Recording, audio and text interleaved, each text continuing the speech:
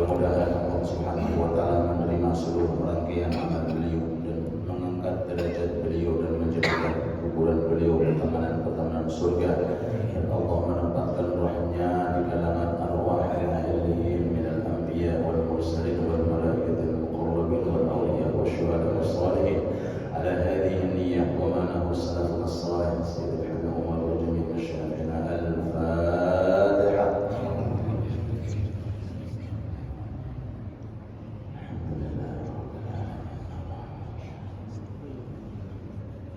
Bismillahirrahmanirrahim. Ya Rabbi salli ala Muhammad.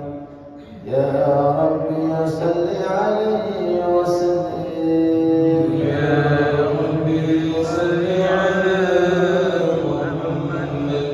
Ya Rabbi salli alaihi wa sallim. Ya Rabbi salli ala Muhammad خير الورى جامع المحامد. يا ربي صل على محمد.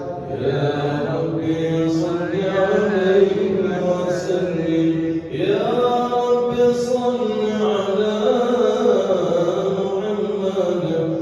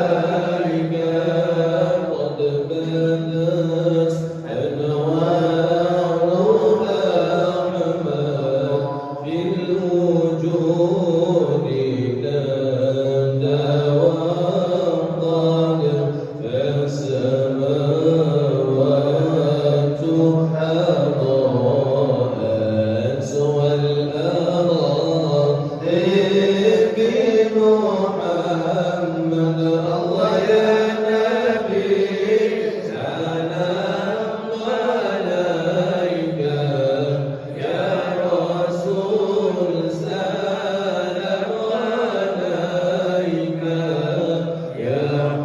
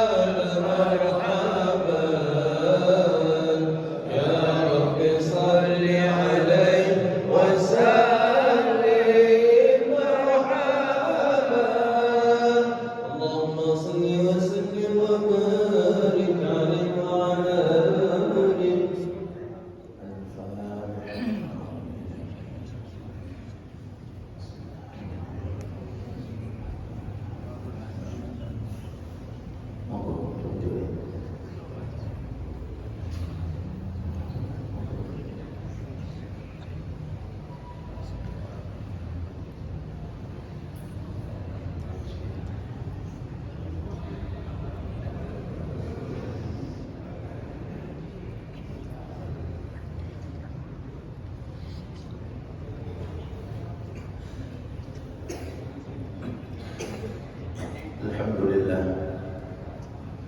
bersyukur kita kepada Allah di mana pagi hari ini kita semuanya diingat oleh Allah dan diingat oleh Nabi Muhammad SAW melalui kemudahan untuk kita semuanya dengan lisan kita, kaki kita, langkah kita, waktu kita, kesempatan kita saat ini Allah Subhanahu wa Ta'ala berikan kepada kita semuanya untuk fasilitas ibadah kepada Allah.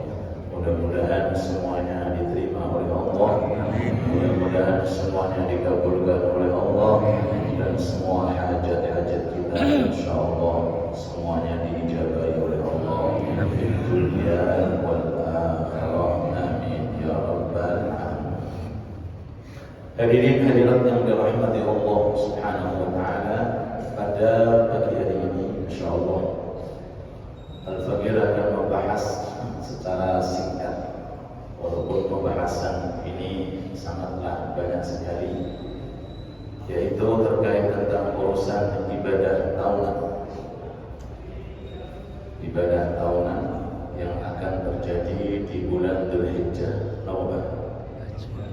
Qurban, namanya ibadah tahunan. Setahun sekali adanya.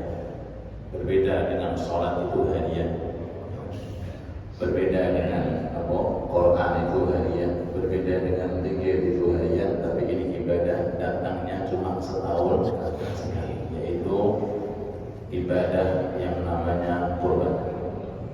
Sebelum itu mari kita hayati firman Allah Subhanahu wa Ta'ala, Man dalladhi yuqridu Allah qardan hasanan fayudha'ifahu lahu adha'afan katsira. Shallu 'ala Nabi Muhammad. Man dalladhi yuqridu Allah qardan hasanan. Siapa di antara hambaku yang mau menghutangi aku? Bahasa Allah Ta'ala pakai bahasa qard yang artinya minjamin atau menghutangi. Man dalladzi yuqridullaha qardan hasana. Siapa di antara hamba-hambaku yang mau meminjami Allah? Yuqridullaha, yang mau mengutangi Allah, qardan hasana, dengan pinjaman yang baik. Kemudian fayudha'ifahu lahu adha'afan katsira. Janjinya Allah nanti akan dikembalikan kepada orang tersebut dengan penglipatan ganda. Adha'afan katsira. Lafal adha'afan itu maknanya sudah penglipatan ganda, ditambahi katsira, tambah banyak. Mari kita lihat bahasa yuqrid. Kalau di dalam ilmu fikih itu namanya bab qard. Bab qard itu bab meminjam. Allah tidak menggunakan pakai kata-kata sedekah atau kata-kata infak, tapi Allah Ta'ala menggunakan kata-kata qard. Alasannya ada perbedaan. Kalau sedekah, kata-kata sedekah belum tentu yang dikasih butuh. Gini bagi. Kalau jenengan bersedekah kepada seseorang, belum tentu itu orangnya butuh. Tapi kalau nyari duit, kalau ada orang pinjam uang, butuh apa benar? Butuh. Setiap orang pinjam, setiap orang nyari utangan itu menurut biasanya itu butuh. Tapi kalau sedekah dan infak, walaupun itu kedua-duanya baik, cuma penggunaannya. Kalau sedekah infak belum tentu yang kita kasih sedekah dia butuh. Tapi kalau sudah golek utangan, kita dari apa? Kompak dengan. Berarti dia butuh. Sehingga sebagian ulama mengatakan antara qard dengan sedekah lebih utama qard daripada sedekah. Antara orang sedekah dengan orang ngutangin orang, itu pahalanya menurut sebagian ulama lebih besar ngutangin. Padahal ngutangin itu dikembalikan orang. Lo kita kan? Bayar apa buatan dengan ngutangin itu? Oh, itu ya. Langganan atau menjadi?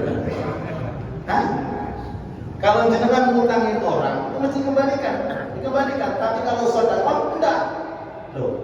Tapi lebih utama ngutangin daripada sedekah. Alasannya apa? Karena ada sisi butuh. Jadi karena butuhnya orang yang pinjam dan butuhnya orang yang nyari utangan, disitulah nilai pahala dilipat gandakan oleh Allah. Allah enggak butuh. Allah ini maha kaya. Di Al-Quran diterangkan huwal ghani, zat paling kaya dunia akhirat. Tapi Allah menggunakan kata-kata yuqrid, seakan-akan butuh. Padahal yang butuh Allah atau kita? Kita atau Allah? Kita yang butuh. Cuma Allah Ta'ala itu mewakili kita, seakan-akan kita butuh kepada Allah. Masjid terbangun itu masuk man dalladzi yuqridullah. Fasilitas majelis taklim, walaupun sekelas minuman, sekelas roti, sekelas kopi, itu masuk man dalladzi yuqridullah. Santunan anak yatim, perhatikan fakir-fakir miskin, sarana apa itu taat dan ibadah itu semuanya masuk man dalladzi yuqridullah. Wabil khusus terkait tentang ibadah yang namanya kurban, niku masuk man dalladzi yuqridullah. Mudah-mudahan Allah menjadikan harta kita kita dipilih oleh Allah. Semoga harta kita dicintai oleh Allah. Semoga harta kita di dalamnya mendapatkan rahmat dari Allah.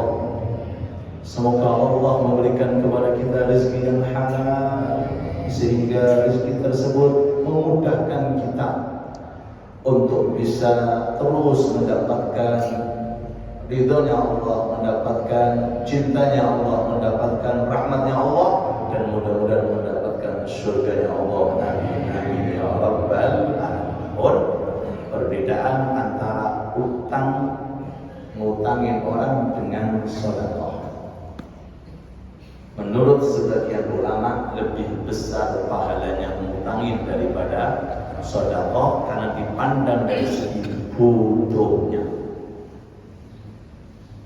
Ngutangin dikembalikan lagi, sedekah tidak dikembalikan, tapi masih gede pahalanya. Hadirin hadirat yang dirahmati Allah Subhanahu wa taala. Kurban ini merupakan ibadah yang sangat luar biasa, yaitu menyembelih hewan. Tapi setahun cuma 4 hari saja. Istilah kurban cuma 4 hari. Padahal penyembelihan hewan itu tiap hari, apalagi tukang jaga tiap hari. Yang itu benar. Tapi nggak bisa namanya udhiyah. Tidak setiap hayawan yang disembelih masuk dalam kategori udhiyah. Tidak. Karena dikatakan udhiyah diawali dengan masa, diakhiri dengan masa. Mulai kapan? 10 Dzulhijjah sampai hari Tasyrik 11, 12, 13. Selain itu, sebanyak apapun hayawan yang disembelih, berapa puluh ribu hayawan, gak masuk kategori udhiyah. Kalau contoh lagi, ada orang menyembelih sapi tiap hari. Masya Allah Pak, tiap hari menyembelih sapi. Dibuat acara mau. Ada orang pas Idul Adha nyembelih, apa lagi nyembelih?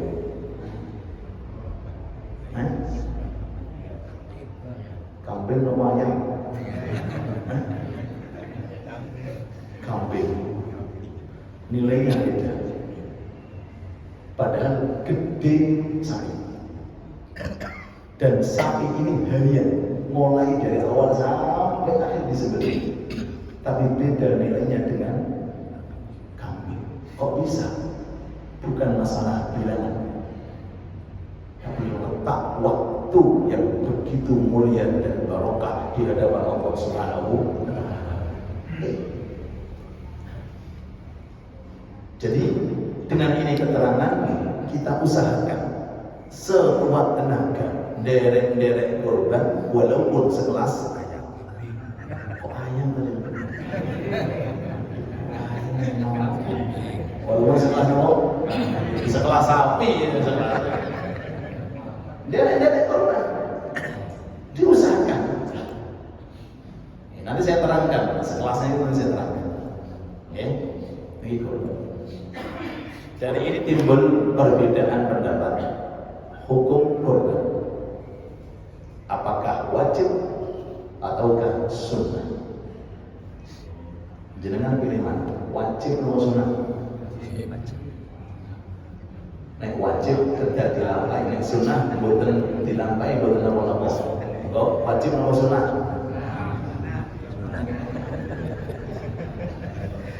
Lihat situasi kondisi tadi. Ini regane 8 juta, 12 juta. Wonten HP niku sing lipatan niku 25 juta. Wae korban milih ayam.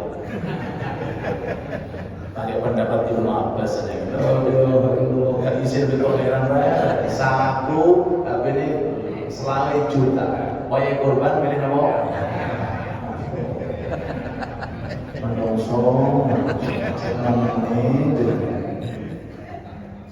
HP kapan saja bisa dicari, ini cuma 4 hari saja.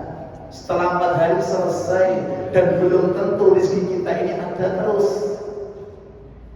Makanya saya terangkan di sini pendapat Imam Syafi'i, ya, radhiyallahu anhu wa ardhah, mengatakan sunnah, tapi sunnahnya muakkadah. Sunnah ada 2. Ada sunnah muakkadah, ada sunnah ghair muakkadah. Berbeda dengan pendapat selain Imam Syafi'i seperti Imam Abu Hanifah. Beliau mengatakan bagi yang mampu hukumnya wajib.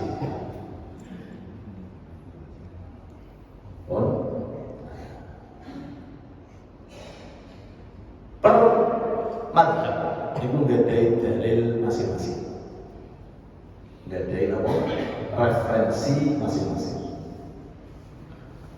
Kalau referensinya Imam Abu Hanifah, dasarnya ngeten hadis Nabi. Man wajada sa'atan falam yudhi fala yaqrabanna musallana. Man wajada sa'atan, barang siapa di hari Id punya kemampuan untuk berkorban, ternyata dia tidak berkorban, gak boleh sholat Id di masjid. Fala yaqrabanna, larangan mendekati tempat sholat. Tapi saatan bagi yang mampu. Adapun yang tidak mampu nih, bukan masuk dengan hadis niki khusus yang mampu. Kalau sudah lagi yang mampu, contohnya ngeten. Harga kambing pinten? Pinten ada 3,5, ada yang 4, ada yang 10. Pilih mana? Ada 3,5 juta, ada 4 juta, ada 10 juta. Pilih mana? Loh, tadi kan Allah Ta'ala mengatakan qarad, aku pinjam, kata Allah. Pilih mana?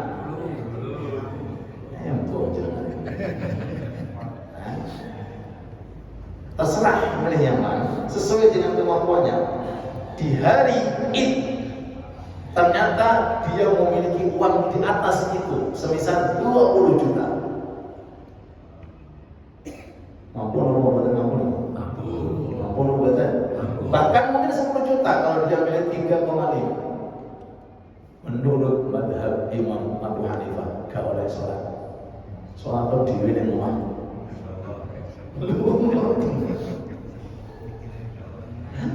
Nah, ini pendapat manfaat bagi fakir miskin. Kalau pakai pendapat Imam Abu Hanifah, walaupun itu pendapat, gak wajib. Tadi sunnah, tapi sunnahnya muakkadah.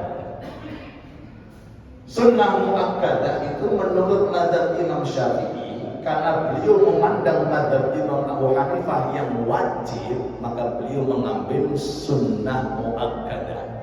Karena nanti dalam ilmu pondokan ada namanya qaidah fiqhiyah al-khuruj min al-khilaf mustahab. Kalau ada dasar dari selain mazhab Syafi'i yang mengatakan wajib, maka mazhab Syafi'i mengatakan sunnah muakkadah, dan contohnya banyak. Semisal wudu, kumur hukumnya sunnah mazhab Syafi'i, selain mazhab Syafi'i hukumnya wajib. Kumur menggosok anggota yang dibasuh, menurut mazhab Imam Malik wajib, mazhab Imam Syafi'i sunnah. Jadi kalau jenengan wudu, sebelum saya lanjutkan, diginikan toa, nggak perlu digosok, yang penting air itu merata. Menurut mazhab Syafi'i sah, mazhab Imam Malik nggak sah, harus digosok. Termasuk ini, mazhab Abu Hanifah mengatakan wajib, mazhab Syafi'i mengatakan sunnah muakkadah. Artinya sunnah muakkadah, kalau tadi mazhab Imam Hanafi nggak boleh sholat di masjid kalau nggak korban. Tapi kalau mazhab Imam Abu Hanifah makruh kalau tidak korban. Atas makruh. Apa makruh niku? Kalau dilampahi dapat pahala, kalau tidak dilampahi tidak mendapatkan. Tapi tolong kita pahami, kalau sudah masuk hukum makruh itu nilai barokahnya berkurang. Untuk yang sholat ini ngamalin makruh, no.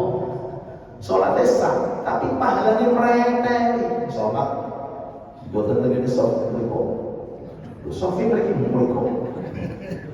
Namanya tiang macam-macam. Sholat awal, nggak aku milih pojokan berikut. Sholat sah, tapi makruh. Kita tidak membahas masalah harta. Jangan sampai harta kita ini kena hukum makruh. Hukum makruh mengurangi nilai-nilai barokah, apalagi kena hukum haram, tambah habis nilai namanya barokah. Ini saya terangkan.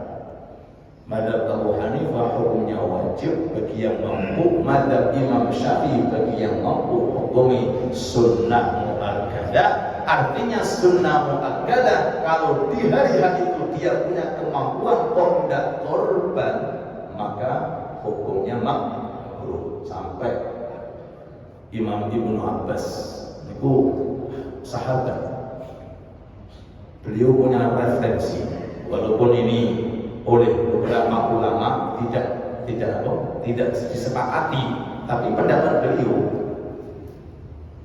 beliau membolehkan kurban pakai ayam, Pak. Pakai apa? Ayam. Cuma jangan dibawa ke masjid. Bawa ayam. Kenapa? Kenapa mana iman iki mono 4 hari toh. Usahano kudu ono darah yang kamu alirkan, walaupun sekelas ayam. Bayangin Pak, ini agama ngasih fasilitas di hari itu yang punya duit 1.000. Ayam negara ini kita ayam. Kita ambil 50 lah. Ada orang Idul Adha, pas Idul Adha nggak megang 3,5, megangnya cuma 1.000. Kurban pakai nopo? Kok sampai ngoten nih syariat ini? Agar kita ini derek mengalirkan darah di hari itu. Kalau sekelas onta, masya Allah. Kalau ada sekelas sapi, masya Allah. Sekelas sapi, ini tiang derek berkelas. Kelasnya cuma apa? Sembelih. Artinya apa? Ayo kita kaum muslimin itu usahakan di hari itu melok-melok nyembelih itu apa? Tapi aja nyembelih doro, nyembelih doro. Ayam terus bagikan tangga-tangga. Tangganya juga bagikan. Tapi menang no. Bagikan tangga-tangga. Derek korban. Supaya dengan dapat barokah Nabi Ibrahim itu ceritanya, dapat barokah Nabi Muhammad Sallallahu Alaihi Wasallam sampai terjadi hadis Kanjeng Nabi. Ada 3 hal bagi saya wajib bagi umat muslim. Di antara 3 hal korban. Itu pertama Rasulullah berkorban. Tapi kalau bagi umat yang hukumnya apa? Nah, Ibnu Abbas, beliau kalau berpendapat, bukan kecengan Pak. Beliau pakai hadis yang menerangkan tentang korban per hari Jumat. Kalau hadisnya korban per hari Jumat, kapan? Ketika orang datang ke masjid untuk sholat Jumat. Jam pertama katus korban unta, jam kedua sapi, jam ketiga kambing, jam keempat ayam, jam kelima goreng telur. Jenengan sing putih. Dan ceplok wae. Masya Allah. Imam Ibnu Abbas dengan ini hadis beliau jadikan patokan, berarti ada keterangan menyembelih apa? Ayam. Nyembelih dong nggih. Nek dok kan gak disembelih, Pak. Jangan dikiaskan. Aku nyembelih dok gak disembelih. Udah pakai telur. Nyembelih ayam. Kalau terang lagi niki, walaupun kadang-kadang ustaz-ustaz yang ayo nyari barokahnya kan. Dan korban itu nggak harus viral-viralan motor itu, Pak. Gedean itu, buat apa itu ibadah itu? Ibadah itu antara jenengan kalian Allah. Bisa juga ibadah pakai ayam lebih tinggi derajatnya daripada yang pakai otak. Kok bisa tinggi? Nilai-nilai niat dan keikhlasan ada. Sedangkan yang korban onta supaya diwahkan oleh orang. Naudzubillah. Mudah-mudahan dengan kali peluang rezeki yang berkah, rezeki yang manfaat. Amin ya rabbal alamin. Dan insya Allah janji Quran fayudhaif lahu al-afan katsira. Niki janjine pangeran ditambahi. Yudhaif dilipat gandakan kalian Allah. Dengan dan bersih ada orang kaya raya, sugih, senengane wewe. Nek janji dengan percaya mboten. Nek janji percaya mboten. Kalau pangeran percaya mboten. Oh. Kita ini enggak minta dikasih, apalagi minta. Kita ini enggak apa-apa, dikasih sama Allah, apalagi meminjami Allah bahasanya itu. Fayudhaif lahu al-'afan katsira. Waktu sudah menunjukkan. Insyaallah saya tambah sedikit, bila lagi ada pertanyaan. Fadilah dan keutamaan. Walaupun sering-sering disampaikan oleh para asatidz, sedikit saya sampaikan hadis Nabi Muhammad sallallahu alaihi wasallam. Ma'amila ibnu Adam yawman nahri amalan ahabbillah min ihraqid dam. Hari tanggal 10, 11, 12, 13 4 hari itu yang ditunggu dari kita bukan sholat. Sholat tiap hari. Bukan puasa ada waktunya. Bukan Quran, bukan etika, nopo darah yang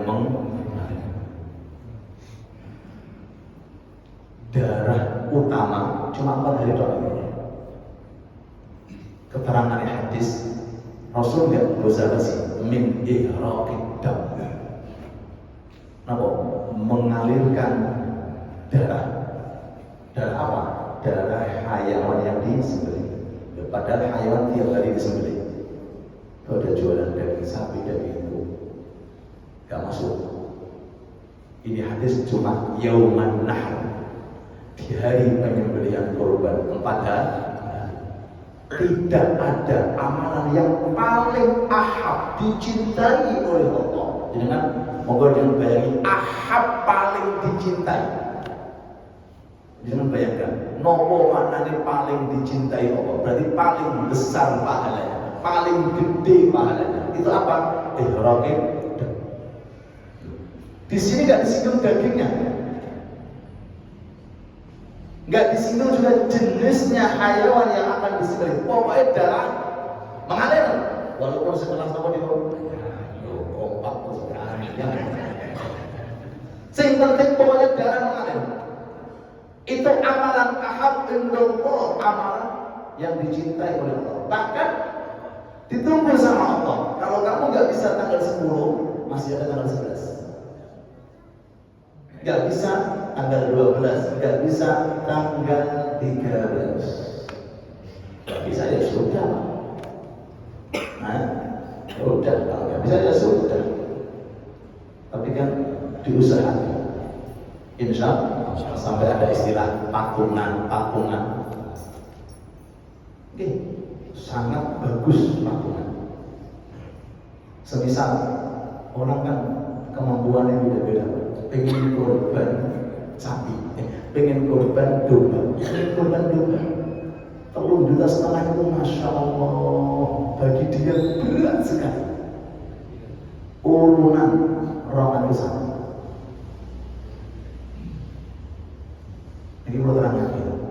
jangan dipotong lagi. Biasanya patungan sapi, maka jangan dengarkan urunan pakai domba. Tapi nanti saya kasih caranya. 200.000, sampai kumpul berapa? 3,5. Dibelikan. Ya, dihibahkan ke satu orang. Tahu hibahkan? Saya kasihkan ke kamu. Dan dikumpulkan, sudah itu kita kasihkan kumpulan ke Pak Ali. Nah, kita berikan kepada Anda. Pak Ali niat korban, pahalanya dibagi-bagi bersama. Kalau saya sampai kadang-kadang di program sekolah melatih supaya nggak bakhil. Ikut toh korban itu ngotot. Korban itu intinya agar kita itu nggak jadi orang yang apa? Bakhil, kikir. Oh, setahun sekali tahun setengah kok ditawar pakai ayam, Pak. Di sekolah-sekolah itu saya pribadi katanya sangat bagus. Gurunya top, melatih, eling. Yuk patungan. Kenapa? Korban. Duitnya 10.000. Duit 10.000 tidak menapa? Korban. Tapi sistemnya mantap. Dikumpulkan jadi domba. Ya, guru kami santri yang sudah jenengan ajari sampai sekian nggak bisa mbak jenengan niki guru 1 domba saya hadiahkan kepada jenengan. Man jahaza ghaziyan faqad ghaza. Barang siapa yang menyiapkan orang perang, menyiapkan enggak ikut perang, Rasul dawuh faqad ghaza, dia sudah berangkat perang. Ini musim haji. Tetangga jenengan dari haji, jenengan sakoni 100 juta. Amin Allah. Kok jenengan model kok saya nggak bisa haji di sini kilo Pulau Batu Sango gitu Pak. 1.000 untuk masih di Surabaya jangan bantu nopo jangan PLN listrik saya bos, nggak usah mikir anak jenengan saya berhati-hati. Setelah sampai tinggal main tak saponi lah sampean kan enteng nih. Mobil tinggal insya Allah tak gantikan mana nih?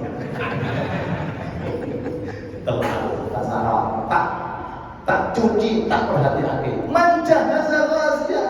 Ibadah itu macam-macam Bapak. Kalau kita punya ilmunya macam-macam. Misalnya Bapak, jangan diabaikan Bapak secangkir kopi kita.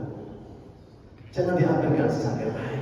Kalau sudah masuk majelis taklim, ini bisa menjadikan orang yang cukup.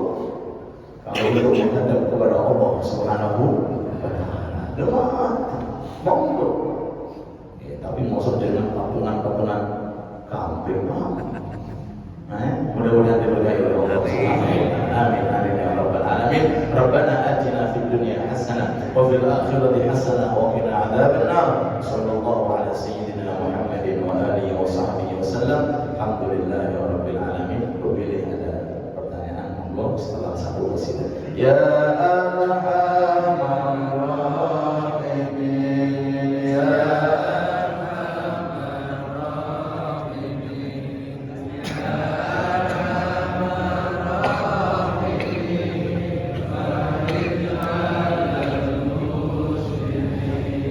Ya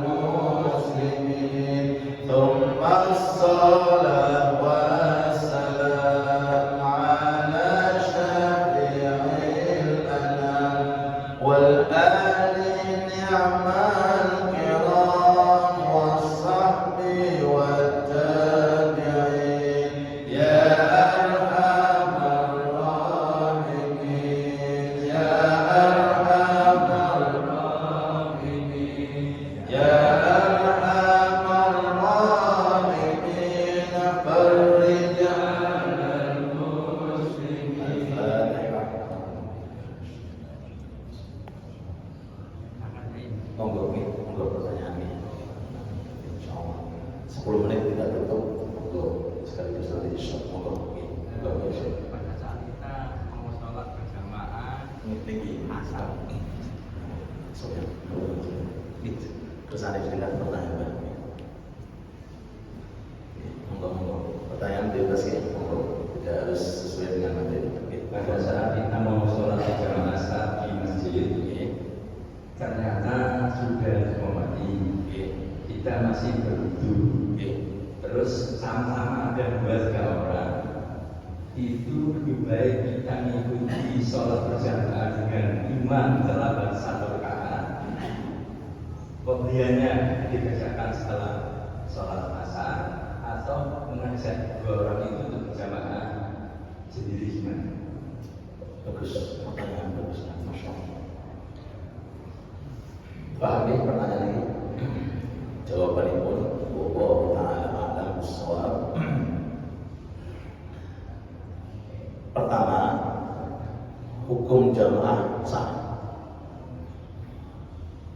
Kalau seandainya satu masjid ada jamaah 3, jamaah dewi, jamaah dewi, jamaah dewi. Fikirnya gimana? Sah. Imam ada, makmum ada. Ya, pertama saya terangkan hukum jamaahnya sah. Kenapa sah? Karena masuk kategori jamaah, ada imam, ada makmum. Yang kedua, ini yang paling penting, menjaga ukhuwah itu di atas segala-galanya. Menjaga ukhuwah itu di atas segala-galanya. Menjaga hubungan persatuan umat Islam itu di atas segala-galanya. Kalau seandainya contoh tadi dipraktekkan, ini masih ada jemaah, terus di belakang ada jamaah yang lain, perasaan orang bagaimana? Wabil khusus perasaan imam, ada jamaah, kenapa dia bikin jamaah lain? Jadi membuat hati para makmum dengan imam itu sedikit ada grandel.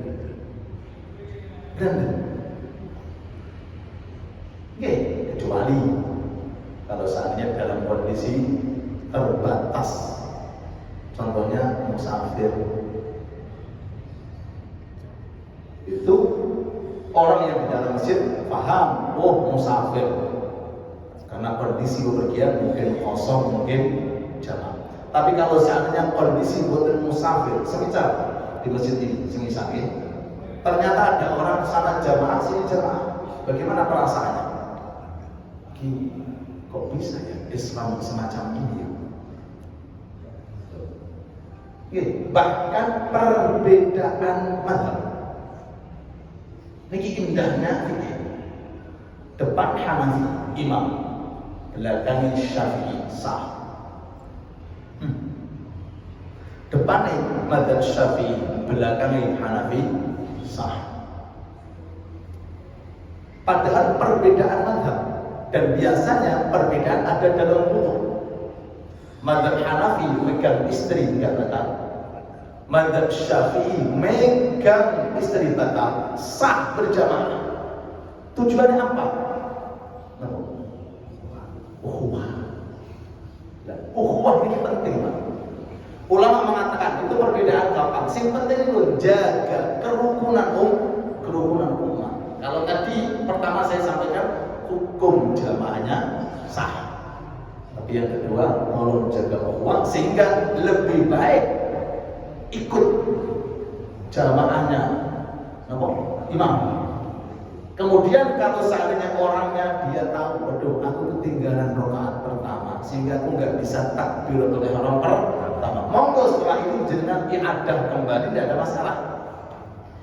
Dengan catatan yang saya terangkan ini tidak dalam kondisi kondisi tertentu. Kalau kondisi bepergian, mereka orang memahami, apalagi kita ini dikejar oleh jam, kadang-kadang ayo kosong, ayo jamaah. Kalau itu pembahasan tambah panjang. Jadi kesimpulannya tadi satu di antara dua. Sahnya sah, tapi yang kedua kalau dikondisikan lebih baik menjaga apa? Imam Syafi'i pernah sholat di masjidnya Imam Abu Hanifah. Oleh santrinya Imam Abu Hanifah dijadikan imam. Padahal Imam Syafi'i itu kuno. Imam Abu Hanifah bukan kuno. Tapi santrinya Imam Abu Hanifah dididik Imam Abu Hanifah untuk menghormati ulama. Masjid yang digunakan sholat masjidnya Imam Abu Hanifah. Santrinya ketika lihat Imam Syafi'i datang didahulukan jadi imam. Imam Syafi'i ketika jadi imam tidak mengambil kesempatan aku mau pakai madhabku, tidak, tapi dia menghormati. Ini masjidnya Abu Hanifah. Sholat subuh kunutnya dipelankan. Sisi riwayat nggak pakai bahwasanya terus sing penting sholat subuh kunut nggak kunut itu masalah kok berbeda. Bahwasanya pertanyaan dari itu aurat wanita termasuk suara kata ceramah. Aurat wanita termasuk suara kata ceramah. Bagaimana tadarusan sholawatan pakai mic? Ibu-ibu boleh atau tidak? Kan bisa fitnah atau serupa. La ilaha illallah Muhammad Rasulullah.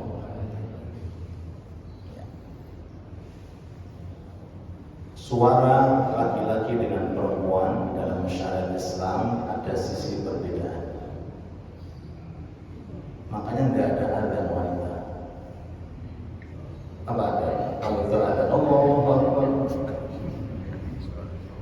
Kenapa? Suaranya nggak pantas dilantangkan. Itu bagian laki-laki. Nah, jadi suara perempuan diatur oleh agama. Apalagi kalau suara itu mengundang yang namanya suara ini koyo opo.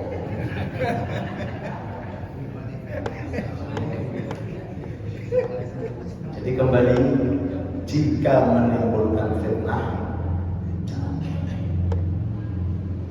Kalau tidak menimbulkan fitnah, itu jauh. Jadi kalau lebih hati-hatinya, dengan harus menikah, jangan sampai menimbulkan fitnah. Apalagi tidak harus pakai mic, orang tadarusan, orang sholawatan. Tapi kita nggak boleh juga menyalahkan, karena kembali kepada tadi, tidak menimbulkan fitnah atau menimbulkan fitnah. Kalau seandainya lebih banyak menimbulkan fitnah, jadi tanpa mic. Tapi kalau saya pribadi, saya sangat menyarankan untuk wanita nggak usah pakai mic. Tadarusan atau sholawatan. Kenapa? Pulau betul kuat, pulau pribadi dengar ngomong suara ini, pulau yang jadi suara yang harus didengarkan itu dua. Satu adzan, kedua baca Quran. Adzan itu harus didengarkan. Tapi kalau lagu-lagu itu nggak harus didengarkan. Makanya nggak dibahas kalau ulama. Orang lagu-lagu perempuan, lagu-lagu apa itu nggak harus didengarkan. Tapi kalau Quran dibaca, fastami'u harus didengarkan. Makanya kadang-kadang agak repot juga.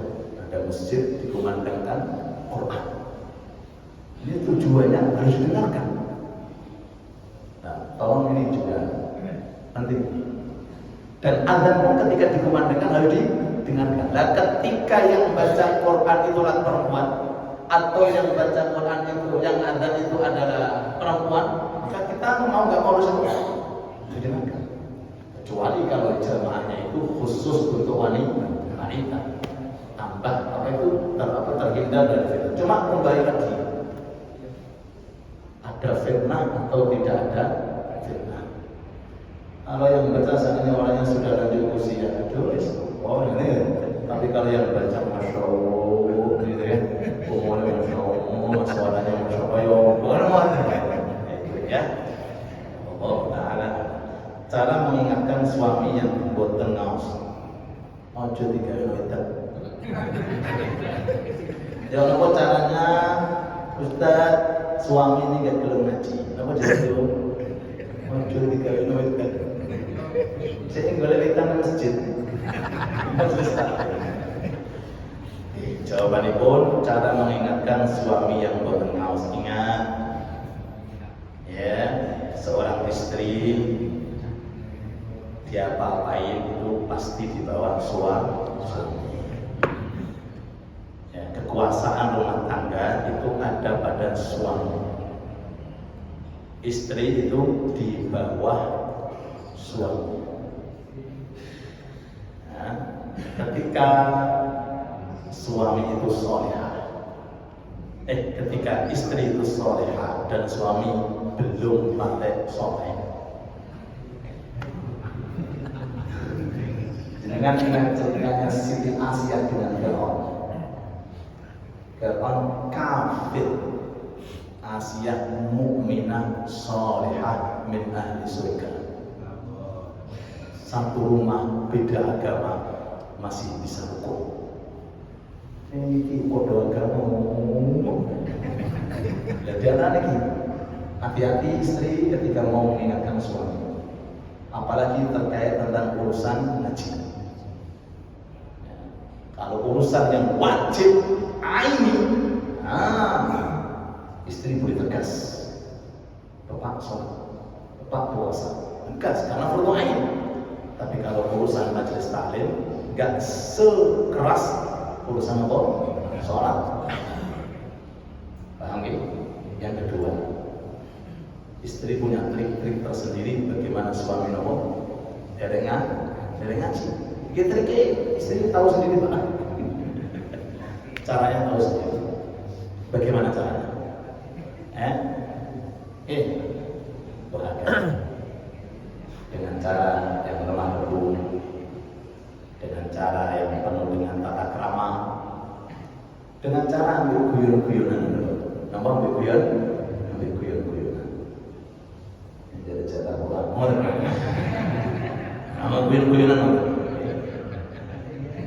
Soalnya suami itu di atas segala-galanya. Bahkan di dalam ilmu fikih, suami di atas segala-galanya. Kamu nggak boleh jamaah.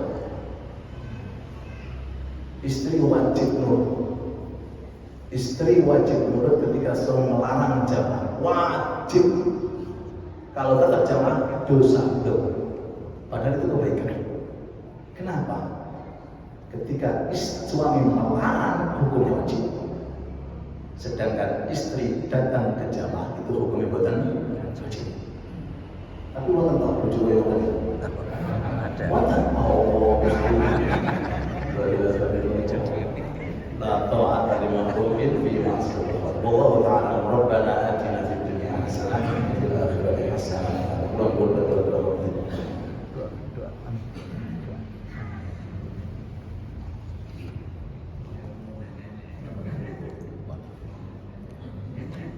Amin ya rabbal alamin. Bismillahirrahmanirrahim.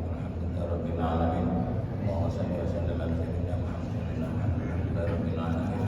Allahumma inna nas'aluka min rahmatika wa 'azaika wa salaman nabiyyil mu'min.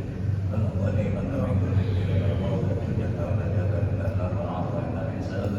Allahumma inna na'udzu bika min al-hammi wal hazan wa na'udzu bika min al-'ajzi wal kasal wa na'udzu bika min al-jubni wal hasad wa al-ridai wa dhahri ar-rijal. Allahumma inna nas'aluka rahmatan wa 'afiyah wa rahmatan la ilaha illa anta wa la akhirah. Allahumma 'afina min balaika wa syarri al-zalimin. Allahumma salimna wal muslimin wa 'afina wal muslimin. Rabbina syarra masail dunya wad din. Allahumma arzuqna thayyiban sami'an salihan mu'allim ibadah. Allahumma ahsin akibatana fil umuri kulliha wa ajirna min hadrati dunya wa 'adzabil akhirah. Allahumma ighfir lana dhunubana wa li abaina wa li ummahatina wa li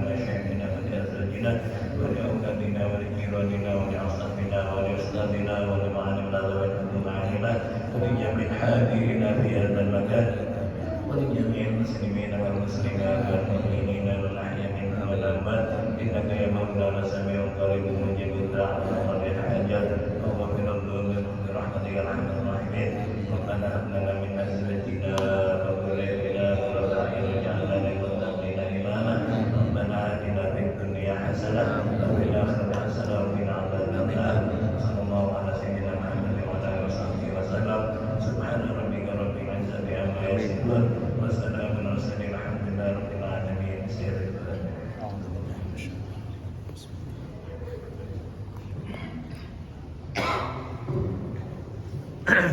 Insyaallah ketemu Senin yang keempat, mudah-mudahan dengan kali ini tambah sehat walafiat, rezeki semuanya lancar insyaallah, istiqomah insyaallah, ilmu kita berkah. Subhanallah wa bihamdihi, asyhadu an la ilaha illa anta, astaghfiruka wa atubu ilaik. Assalamualaikum warahmatullahi wabarakatuh.